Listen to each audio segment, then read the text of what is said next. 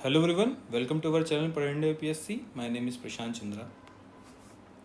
देखिए, जो आज का जो टॉपिक है ये वो प्रेसिडेंट के ऊपर है। प्रेसिडेंट का कैसे इलेक्शन होता है और प्रेसिडेंट का कैसे इम्पीचमेंट होता है, इस वीडियो में बताऊंगा।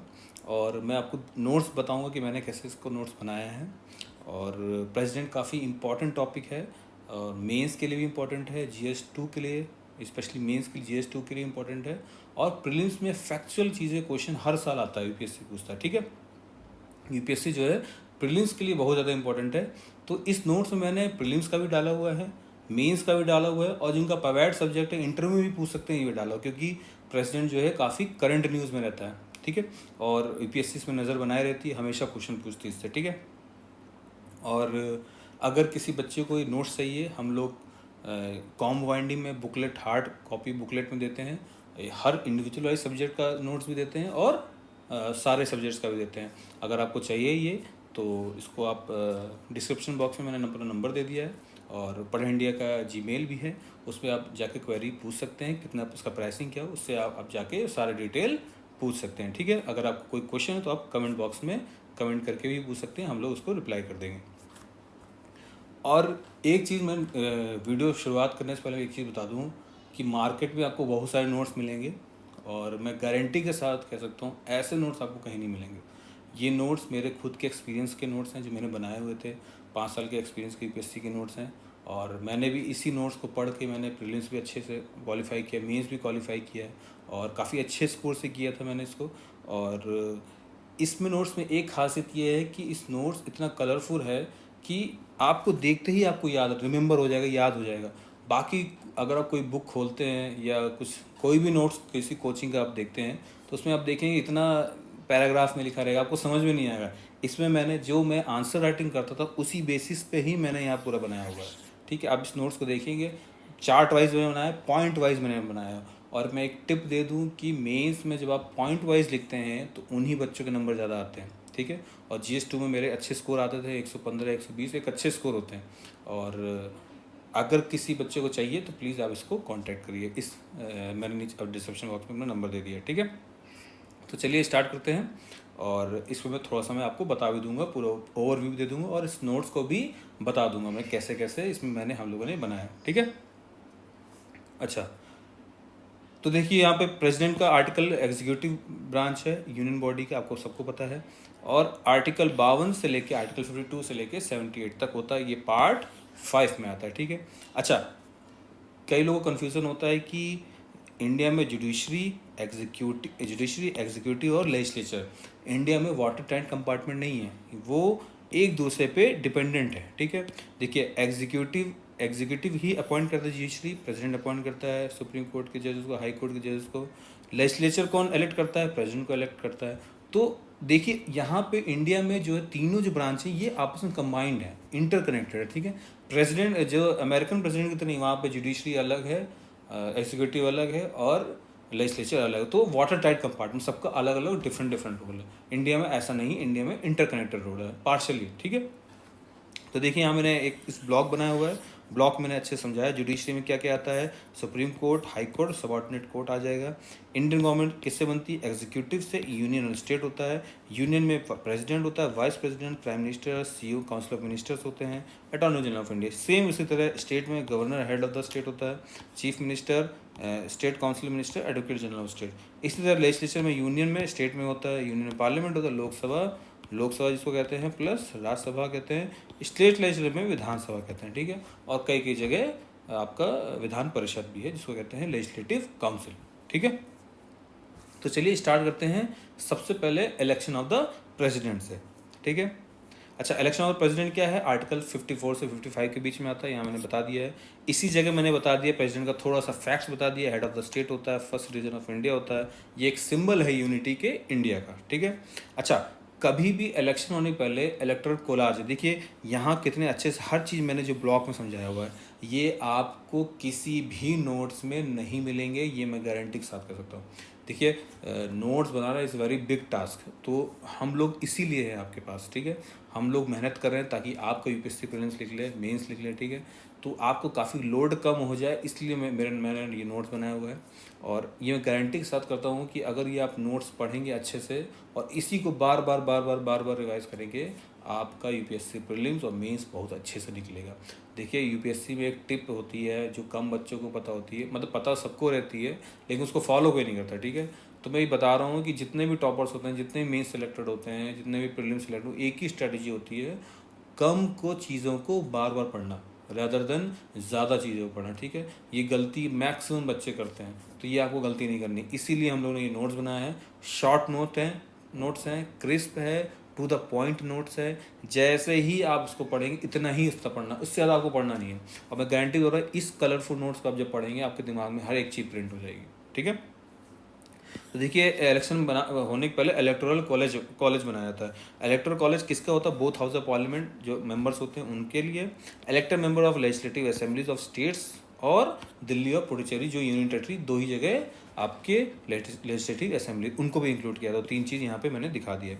देखिए यही चीज़ मैंने फोटो में भी दिखा दी है ताकि आपको रिमेंबर है। इसी तरह अगर आता है एग्जाम में इलेक्शन ऑफ द प्रेसिडेंट के बारे में तो आपको इसी तरह बनाना है, ठीक है। अच्छा, अब मतलब कि स्टेट का वैल्यू, जो स्टेट के एमएलएज होते हैं उनका वैल्यू काउंट किया जाता है, और एमपी का वैल्यू, क्योंकि एमपी का लार्जर एरिया में इलेक्ट होते आते हैं, उनकी कॉन्स्टिट्यूंसी बड़ी होती है, तो ऐसा भेदभाव ना हो इसलिए हर एक आदमी की, हर एक मेंबर की वैल्यू निकाली जाती है। तो वैल्यू ऑफ द वोट क्या लिख लेगा एमएलए का, वो कैसे निकालते हैं? एक सिंपल सा फॉर्मूला, देखिए मैंने ब्रैकेट में सारा दे दिया है। Total population divide by total number of elected member in state assembly, कितने मेंबर हैं उस असेंबली में, और टोटल ऊपर न्यूमरेटर में टोटल पॉपुलेशन है, इंटू 1/1000, ठीक है। अच्छा, उसी तरह एमपी का वैल्यू कैसे निकालेंगे? Total value of the votes of all MLAs of all states, सारे स्टेट्स का जितने एमएलए के वैल्यू आती है उसको न्यूमरेटर में रखेंगे, डिनोमिनेटर में total number of elected members of the parliament को रखेंगे, ठीक है। अच्छा, किसी भी प्रेसिडेंट को भेजना उसको एक पर्टिकुलर कोटा क्रॉस करना पड़ता है। वो कोटा कैसे निकालते हैं? तो total number of valid vote polled, कितने नंबर ऑफ जो वैलिड वोट्स हैं वो पोल्ड हुए हैं, नीचे हम लिखेंगे 1+1, और आगे इसको क्या करने के बाद 1+1 कर देंगे, ठीक है। इतना आपको रट लेना है, इतना कभी कोई क्वेश्चन आपको क्वांटिटेटिव क्वेश्चन ये पूछ लेते हैं प्रीलिम्स में, ठीक है। ऐसे आज तक आया नहीं बट हो सकता है पूछ लें, वैल्यू पूछने के लिए, कितना अगर इस स्टेट का एमएलए है तो कितनी वैल्यू आएगी, ठीक है। अच्छा देखिए यहाँ पे मैंने बता दिया है कि प्रॉब्लम क्या क्या होता है। अगर कोई डिस्प्यूट होता है या डाउट होता है इलेक्शन में तो सुप्रीम कोर्ट ही फाइनल डिसीजन देगा, ठीक है। और इलेक्शन का can not be challenge on the ground that electoral college was incomplete, इस तरह नहीं हो सकता है, ठीक है। और अगर इलेक्शन डिक्लेयर वॉइड करता है एससी का तो वो फाइनल ही रहेगा, ठीक है। अच्छा, अब बात करते हैं क्वालिफिकेशन की। क्वालिफिकेशन आता है कम उसके अंदर article 58 of the Indian constitution, ठीक है। सिटीजन ऑफ इंडिया होना चाहिए, 35+ एज होना चाहिए, 35 याद रखिएगा। लोकसभा का अलग है, राज्यसभा का भी अलग है, ठीक है, इस तरह याद रखिएगा। और qualification to become the member of, यहाँ याद रखिए ये बहुत इंपॉर्टेंट है कि प्रेसिडेंट के क्वालिफिकेशन में वो लोकसभा का क्वालिफिकेशन उसको होना चाहिए, ठीक है। Must not hold the office of profit, कोई ऑफिस ऑफ प्रॉफिट नहीं होल्ड करना चाहिए। अच्छा, इनमें से अगर प्रेसिडेंट, इनमें से कोई बंदा है और वो चुनाव लड़ता है प्रेसिडेंट का, तो वो ऑफिस ऑफ प्रॉफिट नहीं कहलाएगा। कौन कौन से हैं? प्रेसिडेंट है, वाइस प्रेसिडेंट है, गवर्नर ऑफ एनी स्टेट है, और मिनिस्टर ऑफ एनी स्टेट और यूनियन, मतलब किसी स्टेट का है तो यूनियन का, सेंटर का।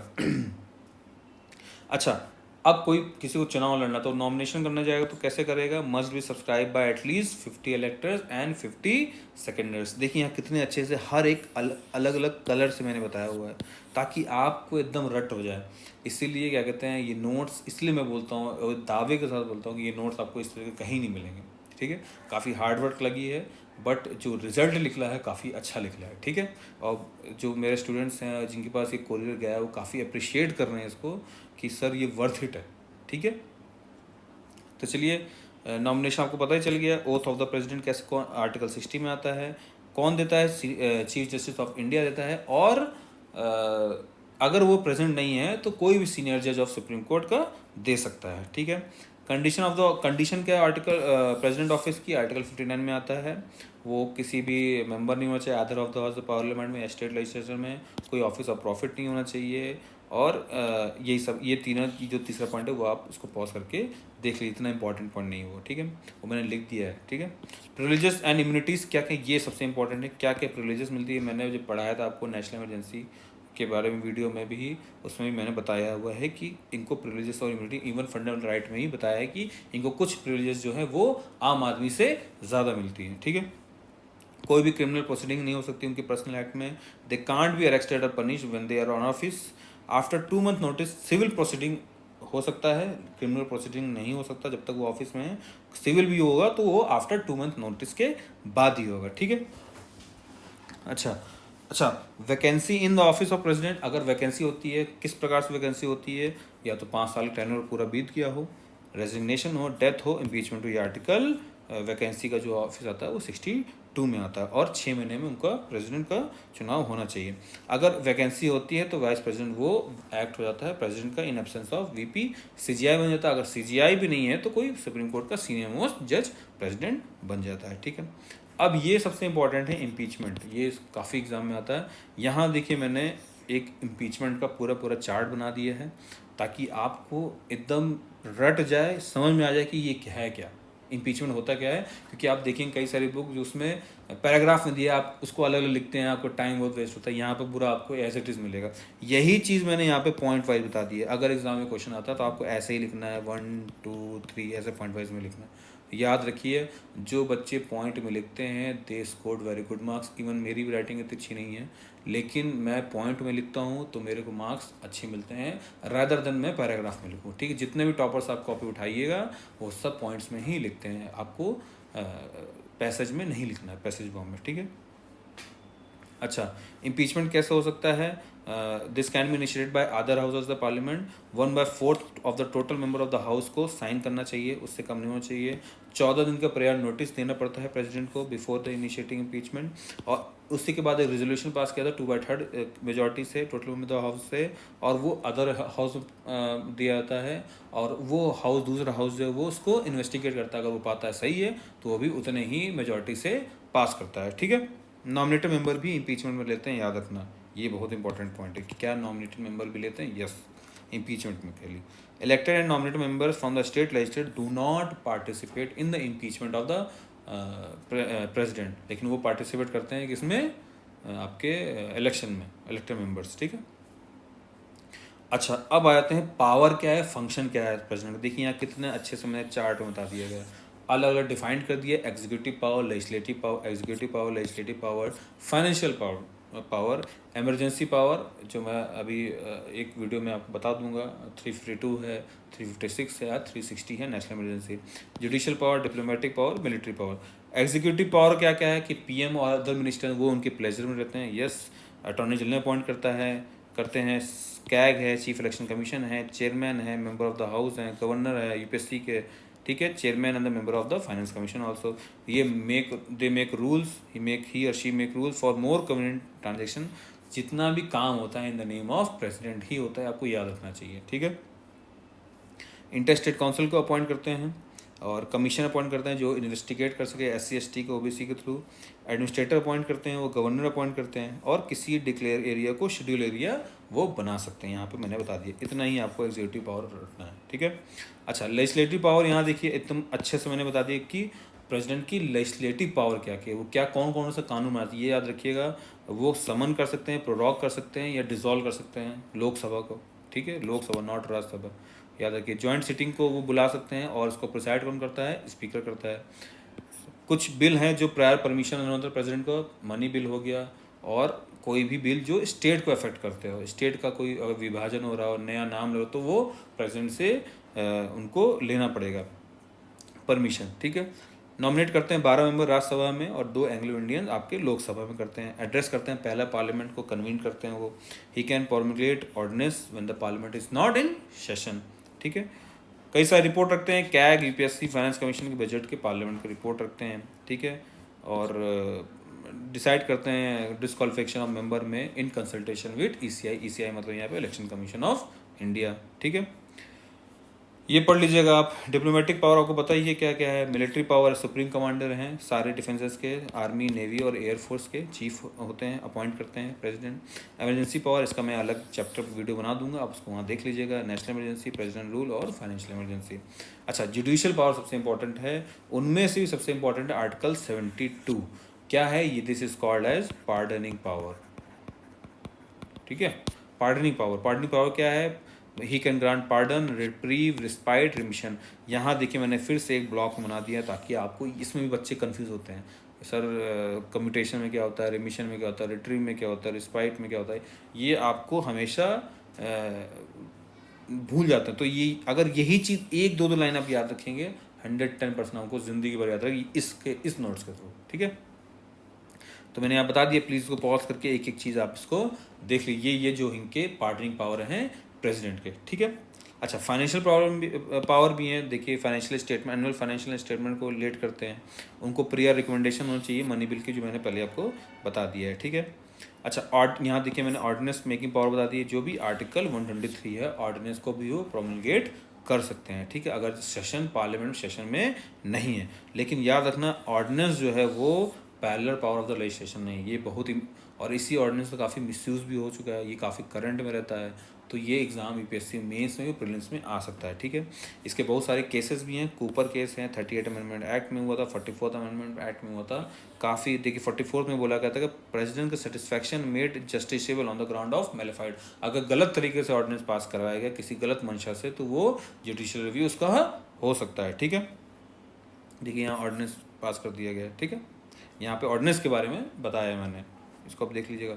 अच्छा, पावर कौन कौन सी? वीटो पावर मतलब कि बिल अगर मान लो प्रेसिडेंट के पास आए तो 3 ऑप्शन है, या तो वो एसेंट कर दे, या तो विदहोल्ड कर दे, अभी साइन नहीं करेगा, या तो वो रिटर्न कर दे। विदहोल्ड मतलब पॉकेट में रखा हुआ, अभी नहीं जाने नहीं दे रहा, न कर रहा है न जाने दे रहा है।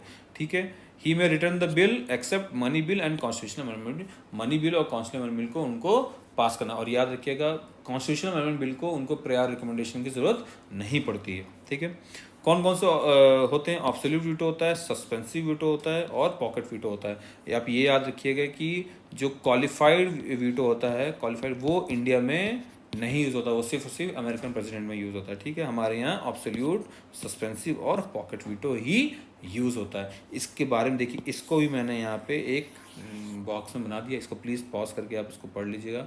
ये काफ़ी इंपॉर्टेंट टॉपिक है। ठीक है, इसीलिए मैंने इसको यहाँ पे अलग से एक बॉक्स बनाया, इसको ज़्यादा एक तजव्वुद दिए ताकि जो है बच्चों को अच्छे से दिख सके। ठीक है, तो देखिए बस इतना ही पढ़ना आपको प्रेसिडेंट में। अभी आप कोई बुक उठाएंगे, इतना ज़्यादा कुछ दिया हुआ है, मैं गारंटी के साथ दे रहा हूँ, आप भूल जाएंगे अगले दिन। और इवन आप एक हफ्ते ही पढ़ते रहेंगे, 1 महीने बाद भूल जाएंगे। इस नोट्स को पढ़ने के बाद गारंटी आप नहीं भूलेंगे, ये मेरी गारंटी है। अब बशर्ते आप उसको रिवाइज करते हैं। ठीक, कोई भी चीज़ उसको बार बार रिवाइज करना है। तो जितना कम रहेगा, मैंने पहले वीडियो बताया, हर वीडियो में बताता हूँ, जितना आप कम पढ़ेंगे और जितना ज़्यादा पढ़ेंगे बार बार बार बार बार बार, तभी आपको याद रहेगा। इसका और कोई मूल मंत्र नहीं है यूपीएससी निकालेंगे। ठीक है, ज़्यादा पढ़ना it's not important in UPSC, कम पढ़ के बार बार पढ़ना ये ज़्यादा इंपॉर्टेंट है। सारे टॉपर आपको यही कहेंगे। ठीक है, फिर से मैं आपको दिखा देता हूँ एक वीडियो इसका स्क्रीन का, कैसे मैंने बनाया है इसका। ठीक है, ये देखिए, पावर एंड फंक्शन हो गया, इम्पीचमेंट हो गया, वैकेंसीज हो गई। ठीक है, ओथ वगैरह यहाँ बताया गया है, क्वालिफिकेशन बताया गया है, और वैल्यू ऑफ द एमएलए क्या है, इलेक्शन का क्या क्या है, और ये देखिए प्रेसिडेंट का फ्रंट पेज।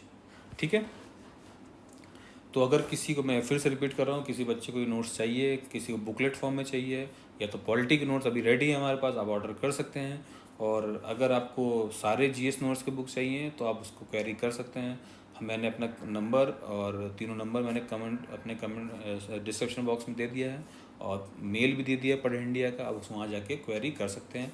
अगर कोई आपके पास क्वेरी है या कुछ आप जानना चाहते हैं तो आप कमेंट बॉक्स में लिखिए, हम लोग उसका रिप्लाई ज़रूर करेंगे। और प्लीज़ इसको शेयर करिए, सब्सक्राइब करिए चैनल को, और ज़्यादा से ज़्यादा वीडियो लोगों के पास पहुँचाइए, ताकि जो सीरियस कैंडिडेट हैं वो इस पढ़ के इसको निकाल लें। ठीक है, और मैं गारंटी के साथ कह सकता हूँ कि जब जो सीरियस कैंडिडेट है यूपीएससी के लिए सही से तैयारी कर रहा है, वो ये नोट्स देख के उनका 110% लिख लेगा। ठीक है, ऐसे नोट्स आपको मार्केट में नहीं मिलेंगे, ये काफ़ी मेहनत के नोट्स हैं, मेरे 5 साल की मेहनत के नोट्स हैं। ठीक है, तो वही मैंने बनाया जो यूपीएससी में आ सकता है।